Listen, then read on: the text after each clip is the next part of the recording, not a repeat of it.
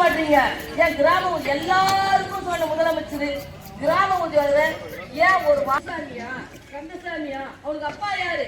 அவன் என்ன கம்யூனிட்டி இதெல்லாம் தரும். இப்ப மகளிர் உரிமை தாரியே மகளிர் உரிமை தாரத்துக்கு ஒரு கிராம நிர்வாக அலுவலர் போய் சென்று வீடு வீடா சென்று புள்ளி எடுக்கிறாங்களா?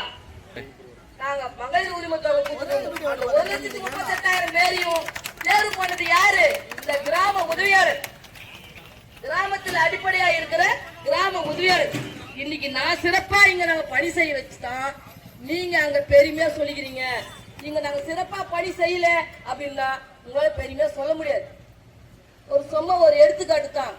நேற்று எங்களுக்கு வானதிபுரம் வட்டத்துல பட்டாமலா மீட்டிங் நடந்தது. நாங்க யாருமே அந்த மீட்டிங் போல. நாங்க எல்லாருமே நாங்க இங்க வந்து காத்திருப்பு போற இடத்துல அமர்ந்துட்டோம். ஆனா அவங்களால யாராலுமே ஒரு பயனாளிய அமர வச்சு கரெக்டான பயனாளிய மேடைக்கு அனுப்ப முடியல. ஏன் முடியல? ஏன்னா அவங்க இறங்கி வேலை செய்யல. செஞ்ச வேலை பூரா நம்ம இருந்திருந்தா நம்ம கரெக்டா பயனாளி உட்கார வச்சு மேடைக்கு நம்ம அனுப்பிச்சிருப்போம். அதுக்கேதான் கேட்டாரா நம்ம உயர் அதிகாரி. என்ன கேட்டாரு?